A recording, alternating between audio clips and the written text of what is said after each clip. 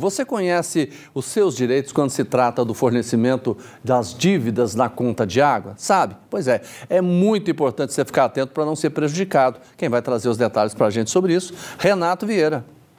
Renato Violi. Estou trocando seu nome porque só porque você voltou de férias? Como a gente tem que conhecer os nossos direitos? O que estava acontecendo é o seguinte, né? E ainda acontece.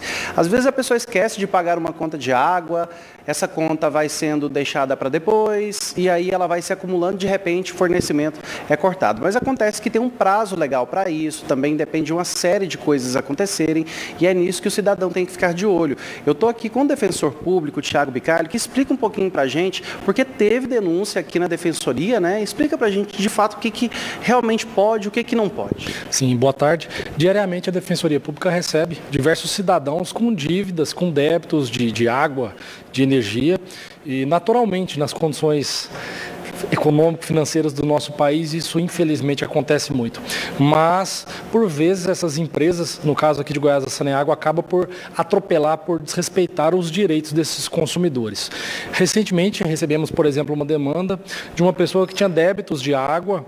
Ela não discordava disso, mas ela tinha dois problemas. O primeiro era uma certa dificuldade de negociar esse débito, e aí a Defensoria Pública intercedeu para verificar quais condições estavam sendo impostas, se essas condições para o parcelamento do débito eram legítimas ou não. Mas o pior, a Saneago cortou, interrompeu o fornecimento de água dessa cidadã, sendo que, na verdade, estes débitos eram débitos muito antigos.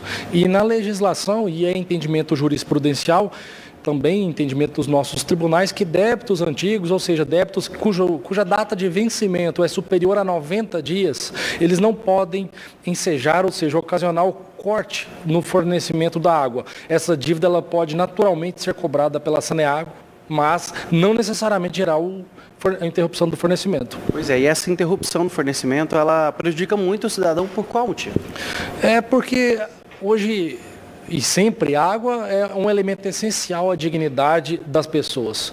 É um elemento essencial para as pessoas conseguirem fazer as suas atividades mais básicas do dia a dia. E esse corte ele não pode acontecer dessa forma, por um débito muito antigo, sem que essa pessoa seja com antecedência mínima de 30 dias notificada para que ela possa regularizar. Uma vez desrespeitados esses direitos, essas famílias, esses consumidores podem procurar a Defensoria Pública. E conta pra gente, defensor, vocês têm mais problemas relacionados a empresas públicas ou empresas privadas? Olha, ultimamente, em se tratando de água, tido mais problemas com o fornecimento de água do que propriamente com as questões relacionadas à energia elétrica, que também chegam, mas ultimamente num número menor. E qual que é a orientação para o consumidor, então, para a gente finalizar? A orientação para o consumidor é sempre questionar os seus direitos e fazer valer os seus direitos. Procura, primeiramente, essa empresa, apresenta a sua reclamação, formalize a reclamação, pegue um número de protocolo. Em não funcionando, em não obtendo êxito, ou mesmo não tendo um atendimento adequado, existe também, nós orientamos a procurar um PROCON para tentar documentar esse problema. Em último caso, a Defensoria Pública está aqui a postos para fazer valer esses direitos nas vias judiciais ou extrajudiciais, mas sempre lembrando, a gente procura a ação judicial como último meio, último mecanismo e tenta sempre a solução consensual. Esse é o caminho que a gente orienta as pessoas. Tá certo, doutor, muito obrigado pela participação com a gente aqui no TJ Goiás. Jordevá, só lembrando que a Defensoria Pública fica na Alameda Coronel Joaquim Bastos, aqui no setor marista, ao lado do Parque Areião. Eu volto com você.